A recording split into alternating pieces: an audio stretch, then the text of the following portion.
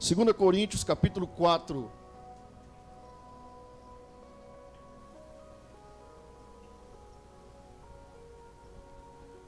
Se você puder aí, coloca a mão na Bíblia como eu. Vamos orar. Espírito Santo, em nome de Jesus. Nós te damos liberdade para que o Senhor venha falar conosco agora. Tira todo impedimento, tira as limitações humanas, tira a incredulidade, a frieza espiritual.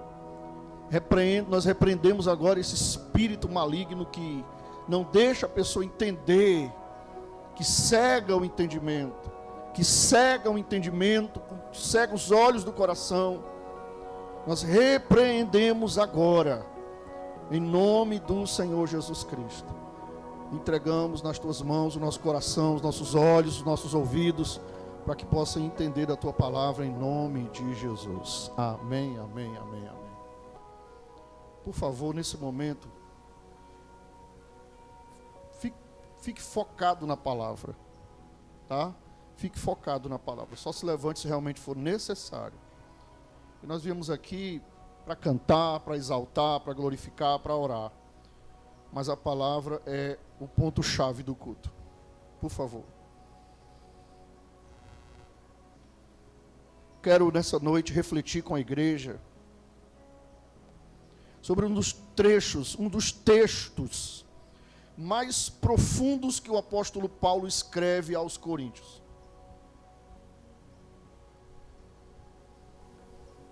O livro de Coríntios, né, tanto a primeira como a segunda carta, tem assim revelações poderosas. Mas um dos capítulos que mais me toca, que eu acho mais profundo, é o capítulo 4 de 2 Coríntios.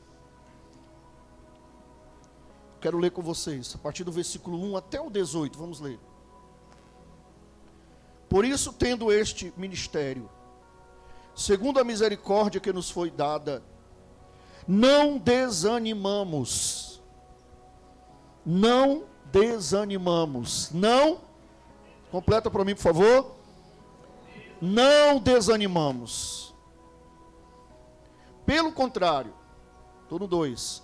Rejeitamos as coisas ocultas que trazem vergonha, não agindo com astúcia, nem adulterando a palavra de Deus. E assim, pela manifestação da verdade, nos recomendamos a consciência de todos na presença de Deus. Mas se o nosso evangelho ainda está encoberto, é para os que se perdem que ele está encoberto, nos quais o Deus deste mundo cegou o entendimento dos descrentes, para que não lhes resplandeça a luz do evangelho da glória de Cristo, qual é a imagem de Deus. Olha o que Paulo está falando. Está dizendo que o Deus deste mundo, a palavra Deus está com D maiúsculo ou minúsculo? Aí na sua Bíblia. Maiúsculo? Minúsculo? Então não está falando do Deus, o Senhor. Está falando de um outro Deus. Não é isso? Conforme a gente aprendeu. Então ele está falando de um Deus deste mundo. O Deus deste mundo cegou o entendimento dos descrentes. Todo mundo sabe quem é o Deus deste mundo, né?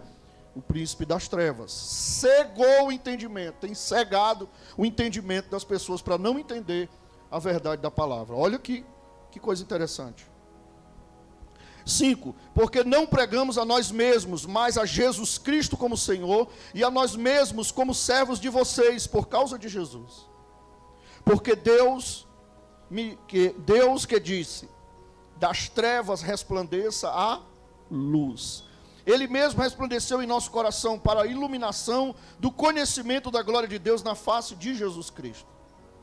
7. Temos, porém, em este tesouro em vasos de barro, para que se veja que a excelência do poder provém de Deus, não de nós. Em tudo somos atribulados, porém não angustiados. Ficamos perplexos, porém não desanimados. Somos perseguidos, porém não abandonados. Somos derrubados, porém não destruídos. levamos sempre no corpo morrer de Jesus, para que também a vida dele se manifeste em nosso corpo. Porque nós que vivemos, somos sempre entregues à morte por causa de Jesus, para que também a vida de Jesus se manifeste em nossa carne mortal. De modo que em nós opera a morte e em vocês a vida. Ou seja, para que alguém receba vida, alguém precisa morrer.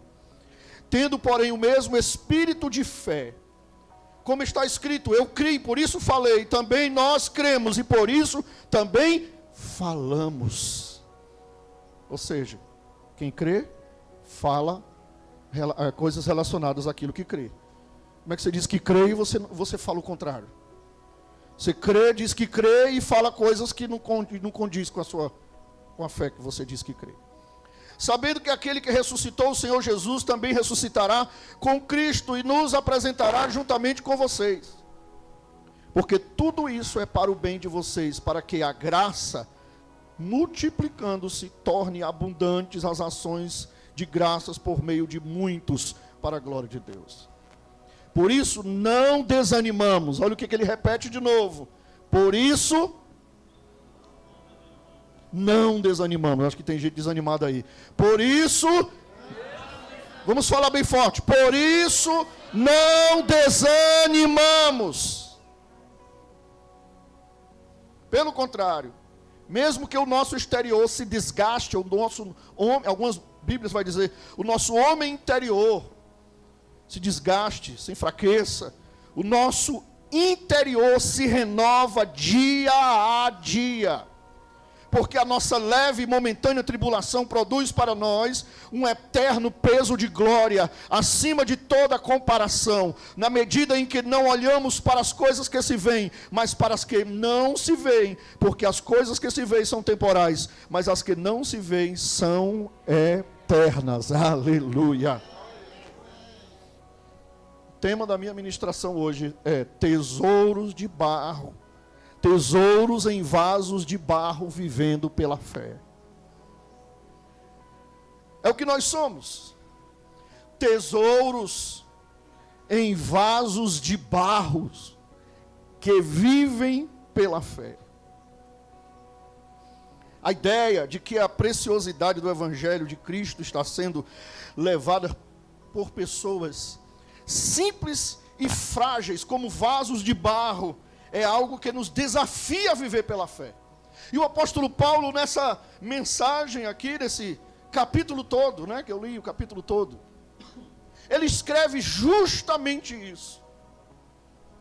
Ele escreve justamente isso, que pessoas simples, frágeis como barro, são capazes de guardar dentro de si preciosos tesouros. Porém, isso é algo que desafia a nossa fé. É algo que desafia até o nosso emocional, até a nossa própria fé. Porque como que em meio às adversidades da vida, o barro vai conseguir suportar tanta pancada? O barro, um vaso de barro vai conseguir suportar tanta luta, tanta pressão. Como que pode isso? Parece impossível. Mas o apóstolo Paulo aqui, inspirado pelo Espírito Santo, nos ensina que apesar da nossa fragilidade humana, nós somos instrumentos de Deus e é através de nós que Ele revela a sua glória. É através de um vaso de barro frágil que Ele quer revelar a glória e o poder dEle. Eu queria que você abrisse os seus olhos espirituais para você entender isso. Porque isso é uma palavra meio estranha, talvez a maioria não conheça, mas isso é uma palavra que é chamada de paradoxo. Você sabe o que é um paradoxo? Já ouviu essa palavra? Paradoxo, talvez em algum momento da sua vida você deve ter ouvido. O que Paulo está falando é que essa situação é justamente um paradoxo. O paradoxo é uma aparente contradição. O paradoxo é algo difícil de se entender. E parece uma contradição, mas é uma aparente contradição.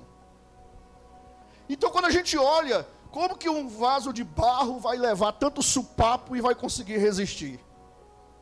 É um paradoxo isso. Isso é desafiador. Como que eu vou conseguir chegar até o final? Eu não sei se você já passou por isso. Quando você está no meio de uma tempestade, no meio de uma luta, no meio de um olho do furacão, você olha e diz assim: meu Deus, como que eu vou conseguir chegar até o final? Como que eu vou conseguir ser cristão desse jeito? É muita luta, é muita pressão, é muita tentação, é muita proposta de Satanás. O mundo está cada vez mais difícil de um cristão viver dentro dele. Está cada vez mais difícil e vai continuar afunilando o negócio.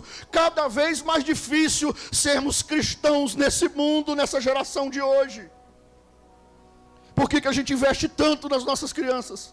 Por que nós investimos tanto nos nossos jovens? Sabe por quê? Porque eu fico pensando, meu Deus, daqui a 10, 20, 30, 40, 50 anos, vai ser quase impossível ser cristão nesse tempo. Os próprios evangelhos dizem que o amor se esfriaria de quase todos. E quando o Senhor voltar, porventura achará fé na terra.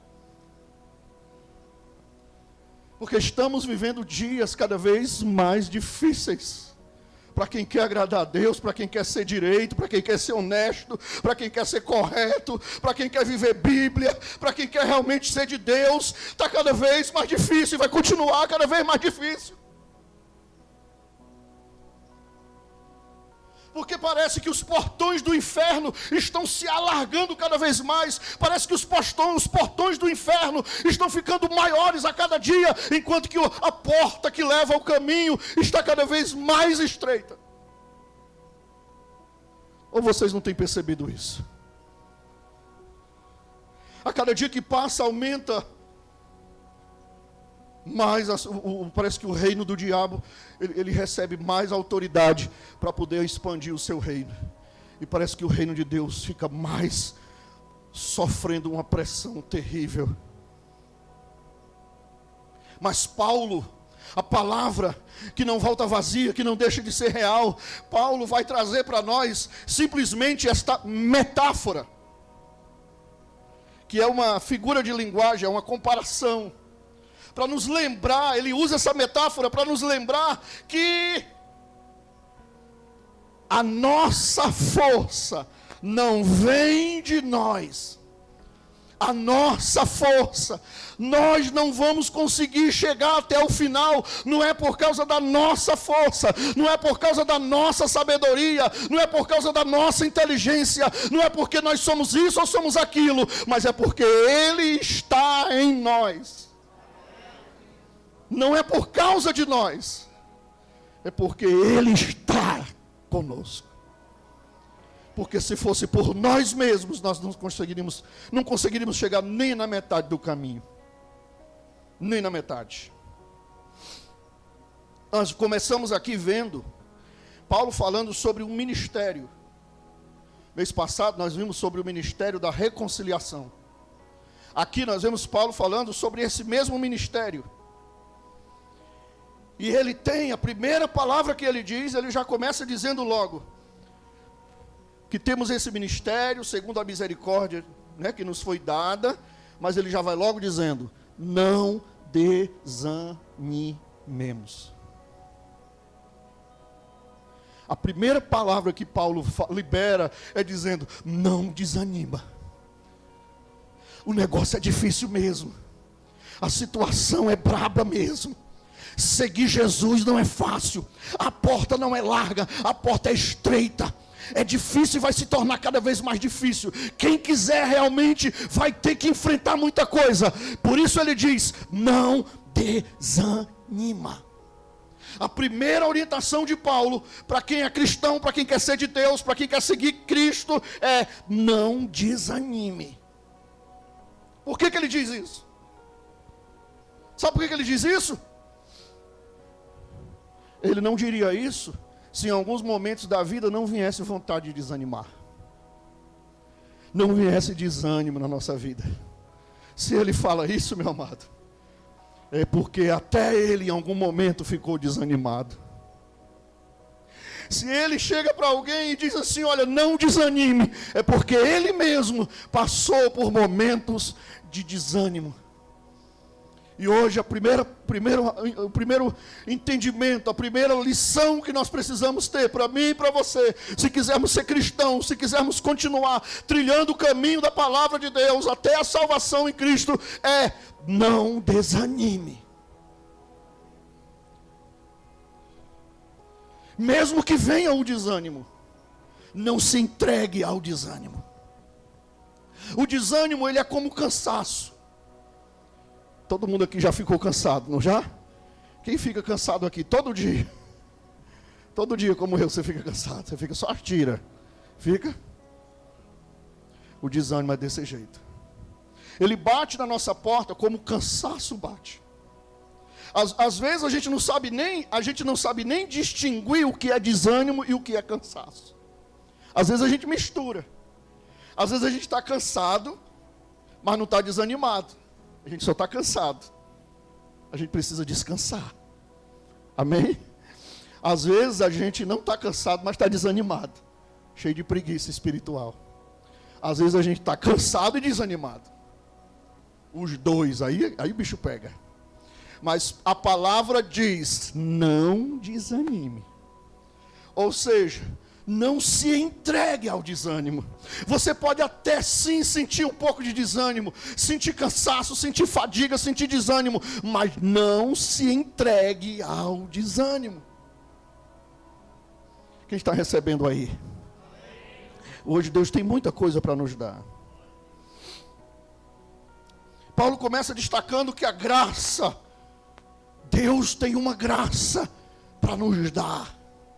Deus tem uma graça para dar, para a gente conseguir suportar o desânimo, vencer o desânimo, através desta graça. É a graça de Deus que vem sobre nós e nos dá força para a gente não desanimar e não arriar completamente. Às vezes a gente pode ficar no limite,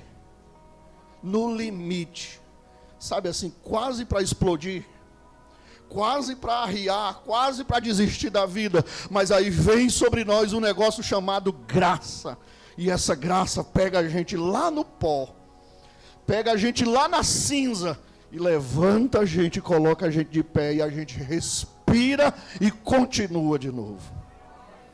Amém? Por quê? Porque vivemos pela fé, e quem vive pela fé não pode se entregar ao desânimo. Mesmo que o mundo não compreenda. Porque tem pessoas ao seu redor que não vai compreender as situações que vocês estão passando. Às vezes vai chegar momentos em que pessoas não vão entender o que você está passando, o que você está enfrentando. Não importa, continue, não desanime. Mesmo quando não somos compreendidos ou enfrentamos lutas, não podemos desanimar. Nossa fé nos move a perseverar nesse ministério e na vida cristã. Aí talvez você me pergunta, mas pastor, como é possível? Como é possível? Eu não aguento, eu não tenho força. Eu sou fraco, como que pode a gente tão frágil, tão fraco, a gente conseguir? Como que pode? Aí Paulo vai entrar com a figura de linguagem, né? Ele vai dizer que nós somos como vasos de barro, mas que tem tesouros dentro. Aí Paulo vai fazer um contraste entre uma coisa fraca que carrega uma coisa poderosa, uma coisa frágil que carrega uma coisa valiosa. Como que pode um vaso de barro carregar um precioso tesouro? Vamos ler de novo? O versículo. Não fecha a Bíblia, que nós vamos trabalhar esse texto todinho hoje, tá? Versículo 7. Temos, porém, este tesouro em vasos de barro, para que se veja que a excelência do poder provém de Deus e não de nós. Você consegue entender um pouco essa palavra? Vou repetir. temos, porém, este tesouro em vasos de barro, para que se veja que a excelência do poder provém de Deus e não de nós. Olha, uma coisa que não dá para entender. Como que Deus pega um tesouro e coloca numa coisa frágil? Não dá para entender. Você já passou por isso de dizer assim: Senhor, por que o Senhor não arranjou outra pessoa? Tem gente muito melhor do que eu. Tem gente na minha família, na minha casa, que é muito melhor do que eu. Tem gente por aí, muito mais capacitada do que eu. E o Senhor me escolhe, Senhor. Eu não sei nem falar direito. Como que o Senhor me escolhe se tem gente muito mais bem capacitada do que eu? Aí o Senhor diz justamente o que Paulo está falando. Ele escolheu, ele não queria um vaso de prata, ele não queria um vaso de ouro, ele não queria um vaso de chumbo, ele quer justamente um vaso de barro para colocar a riqueza, porque não se fala, não é uma questão do vaso, a questão não é o vaso, a questão é o ouro, é o tesouro precioso que está dentro daquele vaso.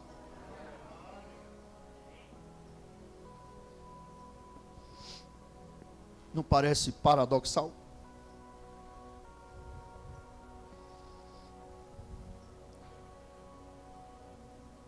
Antigamente, entrando um pouco no contexto da Bíblia, antigamente não existia banco, como existe hoje. Hoje até a gente tem um banco no celular, né? A gente joga o dinheiro tudo no celular, banco digital. Mas bem, até pouco tempo ainda tem banco, o banco mesmo normal. A pessoa chegava lá com uma mala de dinheiro, um malote de dinheiro, tanto que acontecia muito assalto, né? E a pessoa tanto ia depositar como saía do banco com dinheiro, com muito dinheiro, e aí as famosas saidinha bancária. Porque havia uma necessidade de levar um valor, uma joia, seja qualquer coisa preciosa, para um lugar mais seguro. Se é que pode se dizer seguro, né? Porque aqui em Fortaleza foram lá e os tatu entraram debaixo do Banco Central e levaram o que parecia tão seguro. Mas antigamente não existia isso. Antigamente se guardava as coisas preciosas em vasos de barro, em argila. É tanto que alguém já deve ter ouvido alguém falar aqui no interior que tinha um negócio de uma botija. Não tinha uma botija? Quem já ouviu falar em botija? E às vezes a gente brincando dizia assim: ai meu Deus, se eu achasse uma botija hoje, né? Uma botija era um vasinho de barro que antigamente as pessoas guardavam joia, ouro, dinheiro, guardavam dentro. Era uma forma de cofre, era um banco que a pessoa tinha dentro de casa. E normalmente as pessoas enterravam aquela botija num lugar onde ninguém sabia.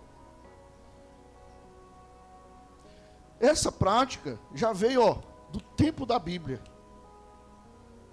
Antigamente eles colocavam as coisas preciosas, eles guardavam, não tinha cartório, não tinha banco, eles guardavam em vasos de barro. Por exemplo, um documento importante, uma documentação de um terreno, de um imóvel, ou qualquer um documento importante, eles guardavam em vasos de barro. E eles selavam, colocavam um selo, selavam e guardavam. É tanto que século passado, no ano eu não lembro agora o ano, 1900 e... eu não sei se foi 56, quem puder achar e depois me fala. Eu não me recordo agora. Foram encontrados os famosos documentos do Mar Morto.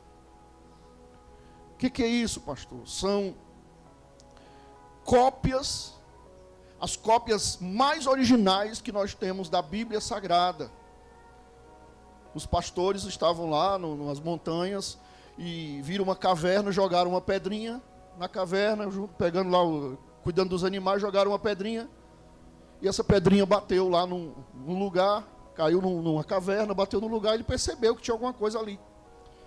E quando eles foram lá, eles encontraram nessa caverna vasos de barro com pergaminhos, cópias, as cópias mais próximas da Bíblia. E agora já recente. E eles descobriram, e foi aí então que a arqueologia comprovou que a Bíblia realmente é real, é verdadeira. Uma das provas, para quem refutava que a Bíblia era uma coisa que foi mudada, que foi alterada, não. Quando eles foram comparar, aqueles manuscritos estavam justamente como eram os originais que eles tinham, ou como eram as cópias que eles tinham. Ou seja, veio a comprovar a autenticidade da Bíblia. Eram preciosos, não tinha preço nenhum. Aqueles pastores não entenderam no momento, parece que eles até venderam, negociaram. Eles não entenderam no momento o que eles tinham achado. Eles tinham achado um tesouro que não tinha preço. Eles acharam simplesmente as cópias mais próximas das originais da Bíblia Sagrada, dos livros bíblicos. Que coisa poderosa. Olha que exemplo que o Senhor deixou para nós, né? São os manuscritos do Mar Morto. Você pode procurar na internet, você vai encontrar muita informação sobre isso. São cópias precisas. E da nossa vida do mesmo jeito. Nós podemos nos sentir como aqueles vasos fracos, frágeis, incapazes. Mas é justamente em nossa fraqueza que Deus permite que o poder dele se manifeste. Deus, ele quer se manifestar na nossa fraqueza. Porque se fosse com a força do nosso próprio braço, onde que Deus seria glorificado? É justamente no momento em que você olha e diz assim: eu não vou conseguir.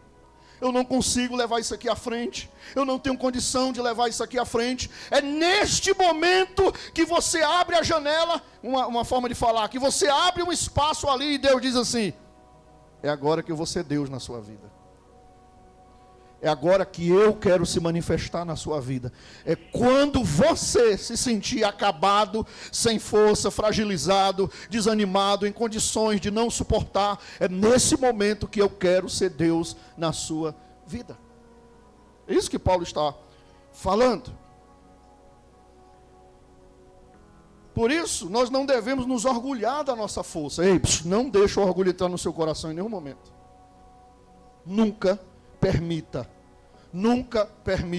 que o orgulho entre no seu coração e diga assim: ah, eu sou bom, eu consegui, eu fiz isso, eu fiz aquilo, eu consegui isso, eu consegui aquilo. Não, nós não conseguimos nada. É o Senhor que nos dá a condição de nós conseguirmos alguma coisa.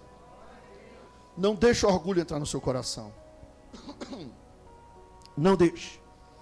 Mas reconheça que todos os dias se sinta aquele vasinho de barro. Senhor, eu sou o vaso de barro, eu sou frágil, mas o Senhor é a riqueza que está dentro de mim, e contigo eu vou vencer. Sem desmarcar aí o que nós estamos lendo, se a gente for no capítulo 12, sem desmarcar, no capítulo 12, no versículo 9, olha o que Paulo vai dizer.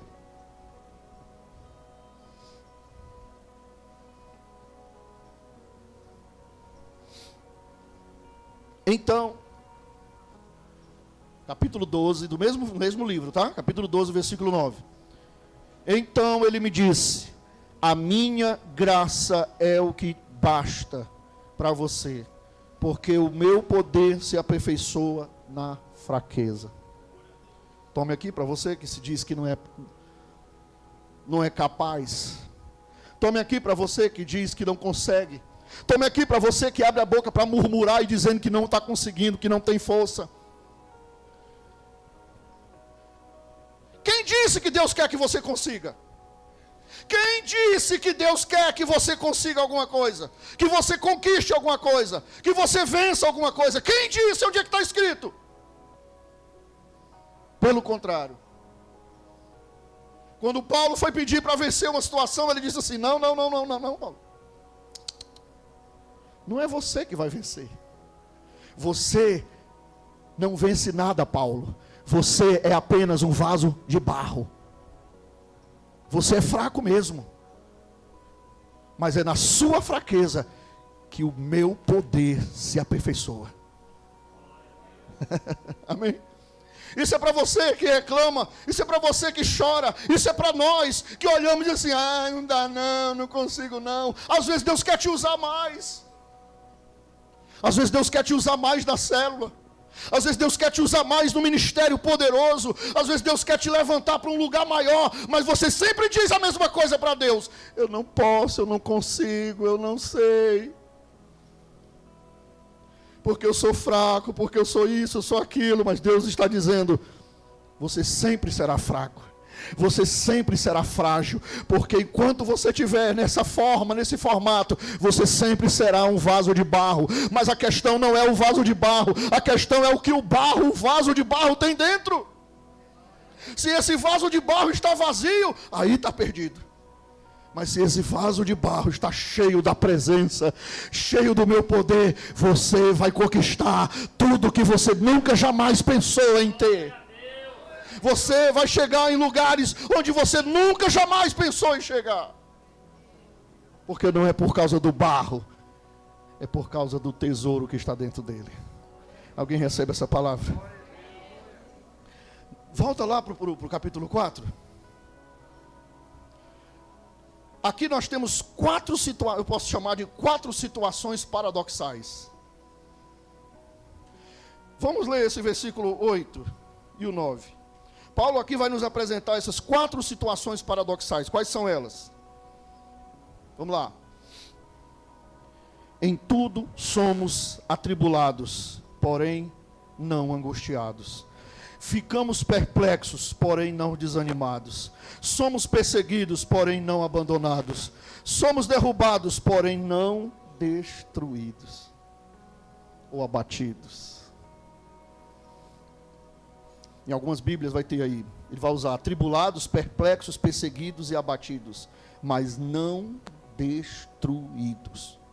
Isso revela que o poder de Deus é em nós. Deixa eu mudar uma concepção aqui na mente de muita gente aqui nessa noite. Talvez até hoje você está esperando se tornar forte. Talvez até hoje você está esperando Deus te fazer forte. Talvez até hoje você está esperando você ser forte. Essa palavra te diz que você nunca vai ser forte. Sempre você vai ser fraco. Sempre você vai ser fraco. Sempre você vai ter a natureza fraca. Sempre nós vamos ter a nossa natureza carnal fragilizada. A diferença vai estar em quem está dentro de nós. Não fique esperando que você vai ficar. Eu vou ficar. O único que ficou assim foi Satanás. E às vezes engana muita gente quando ele coloca na cabeça da pessoa que a pessoa vai ser alguma coisa. É por isso que tem tanta rebelião dentro das igrejas. É por isso que tem tanta igreja nascendo de rebelião. Sabe por quê? Porque o camarada começa a achar que é ele. Eu faço. Eu sou o melhor. Eu sou aquilo outro. A pessoa começa a achar, o homem ou a mulher, eu sou isso, eu sou aquilo, eu sou melhor, eu canto melhor, eu prego melhor, eu faço mais isso, eu faço mais aquilo, eu faço mais do que todo mundo, eu sou melhor até do que o pastor. Eu já vi dentro de igreja, para vocês terem uma ideia, um empresário dentro de igreja, não vou nem dizer quem é, porque vocês vão saber, mas eu já vi empresário dentro de igreja, numa igreja que eu congregava. Tinha um empresário dentro da igreja, que ele deixou esse pensamento entrar na mente dele. E começou a dizer, não, com o dízimo que eu dou, ele é um grande empresário, dava muito dízimo muito alto todo mês. Com o dízimo que eu dou, eu abro a minha própria igreja. E eu vou fazer melhor do que esse pastor aí. Eu vou ser melhor do que ele. Abrir uma igreja como quem abre uma empresa. Cuidado, tem igreja e igreja. Tem pastor e pastor. Tem líder e líder. Seja esperto. Vá para a Bíblia. Vá para a vida da pessoa. Vá para o histórico de vida da pessoa. Não é porque tem uma placa enorme. Não é porque tem não sei quantos carros. Não é porque tem uma igreja, um galpão enorme. Dinheiro compra isso. Quantidade não significa dizer santidade. Não significa dizer qualidade. Não se iluda. Uma igreja enorme é de Deus. Quem disse? Mas essa igreja tal está crescendo muito, é de Deus. Quem disse? O hinduísmo também cresce. Está no mundo todo. O islamismo também cresce, está no mundo todo. O budismo também cresce no mundo todo. As religiões do capeta também crescem, está no mundo todo. E aí? Existe o pai do dinheiro que está aí, ó, com o dinheiro na mão, dá para quem ele quiser. Não significa dizer que é de Deus. Mas é por isso que tem muita gente que está deixando Satanás encher o seu coração. Porque eu sou o bom. Eu tenho dinheiro, faço um curso. Eu tenho dinheiro, me torno melhor do que os outros. Eu tenho isso, eu tenho aquilo. Por isso que nem todo mundo merece prosperar. Nem todo mundo merece crescer na vida. Nem todo mundo merece ser abençoado. Merece porque não tem condição. Porque começa a receber, começa a se achar autossuficiente. Não preciso mais de igreja, não preciso mais de Deus. Não preciso mais de estar orando, jejuando, de estar com os irmãos. Não preciso mais. Porque agora eu me tornei autossuficiente, eu me tornei bom, eu me tornei o forte, eu me tornei o vencedor. Ei, ninguém é forte, todos nós somos vasos de barro, frágeis. Você quer ver? A pessoa pode ser o bom que ela for. Toca na doença. Toca na saúde. Não tem bonzão para quem enfrenta saúde. Problema de saúde, para quem passa por uma enfermidade, não tem bom, não tem. Então nós precisamos reconhecer que nós não somos nada, mas o Senhor quer ser tudo em nós. Quando eu me reduzo a um vaso de barro, quanto mais vaso de barro eu me torno, mais tesouro eu estou pronto para receber dentro de mim. Você entende isso? É um paradoxo, mas é possível entender. Você entende, você é inteligente. Nós aqui na nossa igreja não ficamos aqui enganando ninguém, iludindo as pessoas, manipulando pessoas. Não, nós estamos pregando a verdade. Você precisa entender a verdade, para você não ser iludido, como muita gente está sendo iludido aí fora. Com essa doideira que tem aparecido aí na internet. Não vou nem falar sobre isso, mas quem vê a internet aqui está acompanhando. Essas bandas de porcaria que tem aí na internet enganando as pessoas. E pessoas que não conhecem da palavra, que são manipuladas pelo engano, estão aí caindo igual um patinho. Não existe ninguém forte. Todos somos fracos.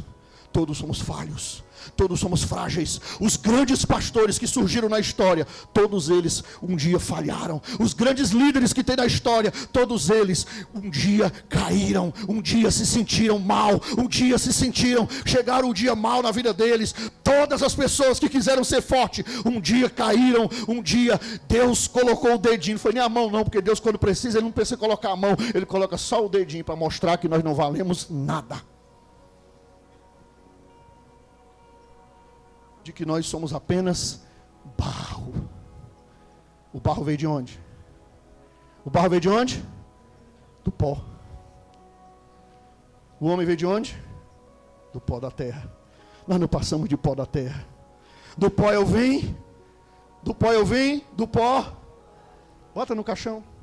Enterra. Deixa passar um tempo. Vai lá. Tá só os ossos. Passa mais alguns anos. Vai lá. Virou pó. Porque do pó a gente veio, do pó a gente vai voltar. Nós precisamos entender que é o Senhor que nos sustenta, que é o Senhor que nos levanta, que é o Senhor que nos dá fôlego, que é o Senhor que nos levanta, que é o Senhor que tira o desânimo, que é o Senhor que nos renova cada dia, dia após dia. Quando eu entendo isso, eu estou pronto para ter a graça de Deus todo dia na minha vida. Por isso aqui Paulo fala, olha, eu posso ser atribulado, mas não angustiado. Eu posso ficar perplexo, mas não desanimado. Eu posso ser perseguido, porém não abandonado. Eu posso até ser derrubado, mas eu não vou ser destruído. Eu me levanto de novo, porque quem está dentro de mim me levanta. Amém? Eu estou pregando isso também porque às vezes, querido, Nós temos uma falsa impressão de que nós somos alguma coisa na nossa vida. E quando a gente se frustra, Satanás usa essa frustração para a gente desanimar e largar a carreira da fé e perder o que nós temos de mais importante, que é a salvação. Cuidado com o desânimo. Cuidado, porque um dia, uma hora ou outra, você vai se frustrar com você mesmo. Você vai olhar e vai dizer assim: poxa vida, eu errei, eu falhei, eu caí, eu estou desanimado, eu estou prostrado. Porque você um dia achou que poderia ser alguma coisa. E nós não passamos de barro. E aí quando a gente se frustra, Satanás diz assim: desiste. Tu não merece, tu não consegue ir até o fim. Tu não tem capacidade de seguir esse homem aí não. Aí é onde muita gente cai, onde muita gente desanima. Mas é aí onde quem entende vai dizer assim para ele: ó Satanás do inferno, deixa eu te dizer uma coisa, para a única pessoa que não tem jeito é para você, a única pessoa que não tem condição mais de mudar a história é para você. Eu tenho sim, porque eu posso ser pó, eu posso ser barro, eu posso ser frágil, mas dentro de mim tem um tesouro precioso, e esse tesouro é que me sustenta, esse tesouro é a presença de Deus na minha vida. Quando a gente fala isso para Satanás, ele tem que calar a boca. Ele tem que engolir no seco. Porque ele sabe que ele não tem mais jeito. Ele sabe disso. Meu irmão, é tanta luta que nós não temos que olhar mais para a luta. Nós temos que olhar para Cristo. Sabe qual é um dos nossos problemas? É porque a gente olha para as lutas. Só que a gente tem que olhar para Ele. Porque se a gente for olhar para as lutas, a gente está perdido. Porque a pressão vem e o barro vai e não aguenta. A gente precisa olhar para Ele. Amém? Tire seus olhos das lutas. Tire seus olhos da pressão. Tire seus olhos, sabe, da perseguição, como Paulo fala aqui, das aflições. Tire seus olhos da perplexidade, da angústia, da tribulação, do desânimo, da perseguição. Tire seus olhos disso. Coloque seus olhos em quem está dentro de você. Coloque seus olhos no Senhor Jesus. Amém? Tem hora que vem pressão. Ou é só na minha vida que vem luta, que vem pressão? Tem alguém aqui que também passa por uma luta? Tem alguém aqui? Graças a Deus que a maioria está tranquilo. Eu estou aguentando por vocês. Você pensa que está tudo bem, de repente, uma nuvem preta e passa por cima. É ou não é verdade? Igual domingo. Me lembrei agora de domingo, a gente estava aqui no culto, tranquilo, não foi? De repente, bum, caiu um toró, que eu nunca tinha visto aquilo ali. Não foi? Quem foi? Alguém pegou essa chuva domingo passado? Pegou? A maioria pegaram? Quem mora mais longe principalmente, né? De repente, chegou ensopado em casa? Bum. E não veio só a chuva, veio perseguição espiritual. Eu pelo menos estava aqui resolvendo as coisas, o seu Solon está todo molhado. O que foi que houve, pelo amor de Deus? Está passando mal. Com o retrovisor do meu carro na mão. Eu digo, por que o senhor tirou? Para limpar? Foi para limpar o espelho? Foi para polir? Não, foi o motoqueiro que passou e arrancou. Ah, muito bem. Meu irmão, dali foi a semana toda. E você pensa que foi só aqui? Na África também teve luta. O pastor José enfrentou muita luta. Muita luta essa semana. Mas sabe por quê? Sabe por que eu entendo? Porque também nós nos propomos a fazer, não porque nós somos bons, não, nós somos falhos, fracos. Mas nós temos nos proposto a entrar pela porta estreita. Quem passa pela porta estreita, meu irmão, vai enfrentar a luta. Mas eu prefiro passar pela porta estreita enfrentando toda a luta do que entrar pelo portão largo. Amém? Olha o dia que a gente estava mexendo há meia hora atrás. Falando de domingo ainda. A gente estava mexendo há meia hora atrás. Falando de quê? Falando de um local para um povo que está dentro dos matos, dos matos, dos matos, dos matos, dos matos. Há meia hora atrás a gente estava tratando disso. Tu já mexeu com casa de maribondo? Os maribondos não gostam não.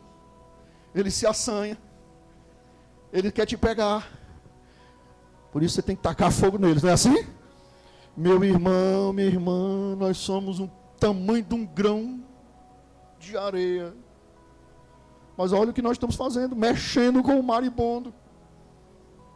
O maribondo está lá tomando de conta daquelas vidas, papando aquelas vidas, chega, se lambuza, aí alguém chega lá, não sei da onde, tão pequeno, e diz assim: deixa comigo, que eu vou fazer a diferença na vida desse povo. Sabe o que aconteceu essa semana? Deu tudo certo, nós conseguimos comprar o terreno para a igreja lá em Xamambala, está lá, fizeram festa, tão feliz da vida. Você pensa que o maribondo não se assanha? Em breve eu vou trazer imagens. Você pensa que o maribondo não se assanha? Só que nós precisamos entender que nós somos de barro. Nós sozinhos não conseguimos. Ei, bichinho, tu não ora. Tu não ora. Tu fica na internet. Tu fica na calçada. Tu fica... Ei, bichinho, tu fica no Free Fire. Tu fica no joguinho. Tu fica fazendo N coisas e não se fortalece. E não coloca o tesouro para dentro do vaso de barro. O vaso de barro vai, tá dando bobeira. Quando o maribondo vier, a pressão vier, será que esse vaso vai aguentar?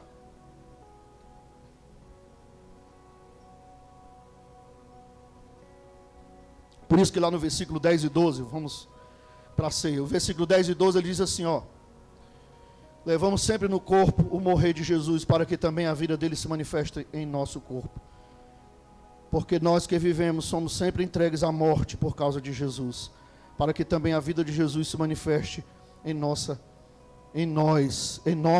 carne mortal. Ele está falando de quê? A morte de Cristo. Ele está falando de quê? Da morte de Cristo. Está ali a ceia. A ceia representa justamente isso. A ceia representa justamente que a morte de Cristo nos faz forte. Sabe o que eu posso dizer hoje? Grava o que eu estou te falando. A nossa fraqueza é o palco para o poder de Deus se manifestar. Deus não procura pessoas fortes. Deus procura pessoas disponíveis para Ele entrar e ser o Senhor daquela pessoa. O que aprendemos?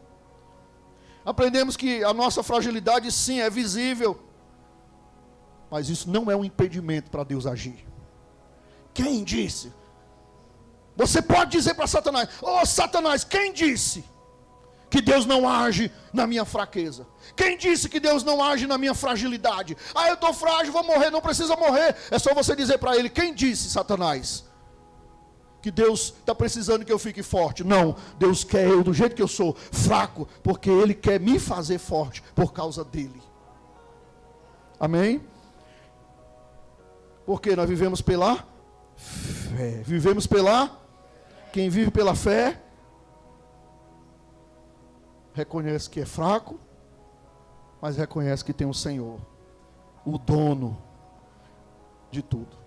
Ele não escolhe os fortes, mas Ele escolhe os disponíveis. Talvez você diga assim: não, eu não consigo fazer. Talvez você era para estar sendo um coordenador de célula, era para você estar lá na frente já pelo tempo que tem, mas você continua olhando para a sua fraqueza. E você mesmo é o impedimento de você crescer. Talvez na sua própria vida financeira você não cresceu ainda, na sua própria vida profissional você não cresceu ainda, sabe por quê? Porque você é o próprio dificuldade da sua vida. A dificuldade é você mesmo. Quando você olha para a sua fraqueza, você diz: eu não consigo, eu não posso, eu não tenho condição. Enquanto você olhar, realmente você vai ver que não vai ter condição nunca. Porque sempre você não vai ter condição. Mas é o Senhor que é a nossa condição. Aleluia, Ele é o Deus dos improváveis. Amém? Lá no versículo 13 ele diz assim, olha: tendo porém o mesmo espírito de fé, como quem está escrito, eu criei, por isso falei, também nós cremos E por isso nós também falamos, sabendo que aquele que ressuscitou o Senhor Jesus também nos ressuscitará com Cristo e nos apresentará juntamente com vocês, porque tudo é para o bem de vocês, pela graça, multiplicando, se tornando abundantes em ações de graça, por meio de muitos, para a glória de Deus. Por isso Paulo ele fala, olha, tenha porém o mesmo espírito de fé, porque quando a gente crê, a gente fala. Se vivemos, proclamamos a fé, mesmo nas aflições. Por isso que ele ensina, viva por fé, não viva por vista. Enquanto você olha para o barro frágil, você não vai viver pela fé. Viver pela fé é olhar para o barro frágil, mas dizer assim, mas o Senhor vai me dar a condição de chegar lá. Mas o Senhor vai me dar a condição de conquistar. Mas o Senhor vai me dar a condição de crescer. Mas o Senhor vai me dar a condição de sair daqui para chegar aqui. É Ele que é a minha condição. Eu não preciso esperar pela... Não, é Ele me faz ter essa condição. Eu não estou dizendo que você tem que ficar em casa, deitado numa rede, esperando Deus agir. Não, Deus te faz, te leva de um vaso frágil de barro, Ele te coloca nas alturas, porque é Ele que quer ser glorificado. Por Ele, não pela qualidade do barro que a gente tem dentro de nós. Por isso, não desanime. O verso 16 ele repete, né? Por isso, não desanimamos. Mesmo que o homem exterior se desgaste, mas o interior se renova dia após dia. Essa mensagem é para mim e para você. Quando você estiver cansado, quando você estiver desgastado, quando você estiver desanimado, a palavra diz assim, não se preocupe. A casca está desgastada. O exterior está desanimado. O exterior está frágil. Mas o interior se renova dia após dia. E como é que a gente se renova? Buscando. Olha o presente que nós ganhamos de graça. Nós vamos ter um mês de curso gratuito na igreja para você aprender a orar. A maioria da igreja não sabe orar. Fica só a oração da pessoa. Senhor Jesus me abençoa. Senhor Jesus, Jesus me abençoa. Jesus me abençoa. Jesus me abençoa. Tem criança que sabe orar melhor do que isso. Sabe que você não sabe orar? Que você não pratica. Sabe qual é a melhor forma de aprender a orar? Praticando. Você aprende, como nós vamos aprender no curso, e pratica. Nós não podemos aceitar. A pessoa está tanto tempo dentro da igreja, vou participar da oração não, porque eu não sei orar. Eu tenho vergonha de orar. Se eu tivesse em outro dia, eu ia dizer assim, mas não tem vergonha de falar da vida dos outros. Se eu tivesse em outro dia, eu ia dizer, mas não tem vergonha de ficar falando besteira. Como eu não estou, eu não vou dizer isso hoje.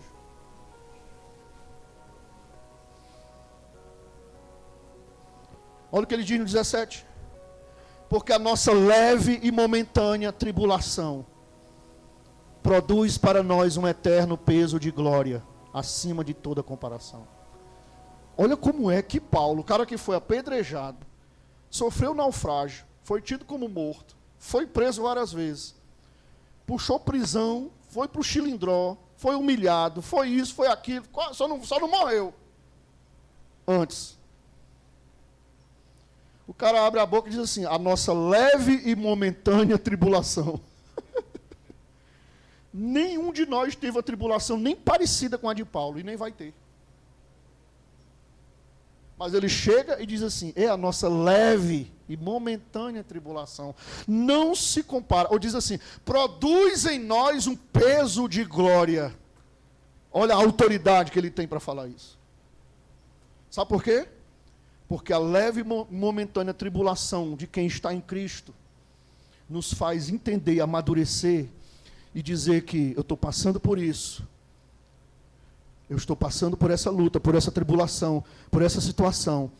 Mas eu vou vencer porque ela é momentânea e eu vou vencer porque eu vou continuar e lá no final tem a vida eterna. Por isso que ele diz que os sofrimentos desse mundo nem se compara Quando nós chegarmos lá na vida eterna, nós vamos olhar para trás e vamos dizer assim, mas o que eu passei foi fichinha. Eu passaria tudo de novo 1000 vezes para poder estar aqui diante do Deus Todo-Poderoso na vida eterna, no reino de glória. Meu irmão, deixa de achar que a tua luta é grande. Começa a entender que a tua luta é uma leve e momentânea tribulação, se comparado ao peso da glória. Nós temos que fazer como um atleta. Sabe um atleta quando quer ser campeão? Você já viu? O cara quando ele quer ser campeão, o da corrida, por exemplo, né? Ele treina, ele sofre, ele passa por situação, ele se reclusa, ele sofre tanta coisa, se sacrifica tanta coisa na vida dele para conseguir aquela conquista, até conseguir. Todas as pessoas que são vencedoras, elas passam por um sacrifício muito grande primeiro. Mas depois que ela vence, ela olha para trás e diz assim, não foi nada. O importante é a minha vitória. Da mesma forma, a Bíblia diz que a mulher, quando tem a luz, é uma criança. Quantas mães estão aqui? Diga amém. Não é assim? Você passa 9 meses com o menino no bucho, sofre, as pernas incham, e dor disso, e dor daquilo, e dor não sei o quê. Sofre, a gravidez quando é de risco é pior ainda. Aí no dia de ter o menino, começa as contrações, não sei quanto tempo antes, aí tome dor. Até a última hora a dor vai aumentando. Eu não posso dizer com qualidade que eu nunca tive essa dor. Mas eu fico imaginando. Até a hora, né? E quando chega lá, o médico ainda diz, vai, bota força! E ela desgrama, mais do que isso! Vai, mais um pouquinho, tu consegue. De novo, eu estou tentando. Vai. Ela vai morrendo. Quando pensa que vai se acabar tudo, nasce o cabeção. Se for cearense, né?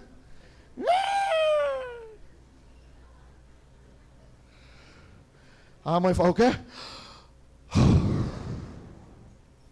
Deixa eu ver a cara do menino. Parece um joelho. Oh, coisa linda. Olha aí, como é a cara do pai. Oh, coisa linda. Olha aí, olha. A sobrancelha do pai, os olhos da mãe, o nariz do avô, a boca não sei de quem. Compara com todo, não tem cara de nada, só de joelho. Aí ela pega, bota aquele menino no braço e diz assim, toda a luta que eu passei valeu a pena. É tanto que ela com pouco tempo se esquece, lá está ela de novo. Não demora muito, lá está ela de novo. Amém, mulheres? Quer que eu libere aqui ou não? Quando eu libero, tu já sabe, né? Vem de 10, 15 de uma vez. Não vou liberar não, está fechado em nome de Jesus. Só quando aparecer mais tia para a escolinha, viu? Está liberado não, está fechado os portões da multiplicação dos ventres nessa igreja. Só quando se levantar mais tia, aí eu vou liberar.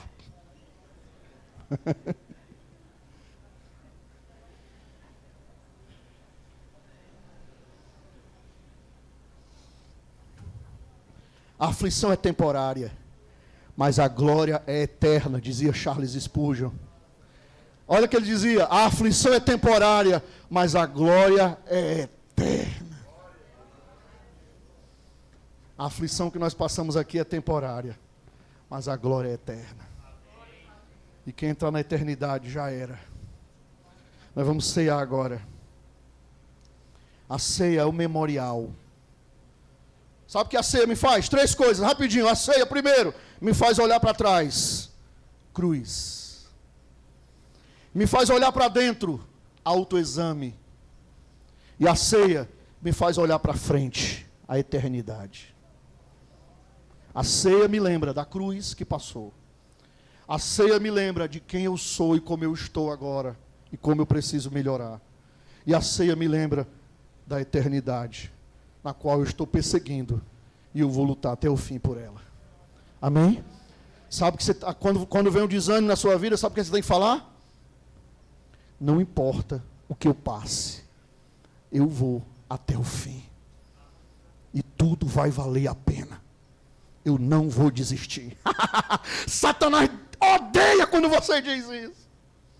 Quando você diz assim, eu não vou desistir. Eu vou até o fim, porque vai valer a pena quando eu entrar na eternidade. Porque ele perdeu o direito de entrar lá. Mas nós não. A porta está aberta. A porta é Jesus. Curve sua cabeça.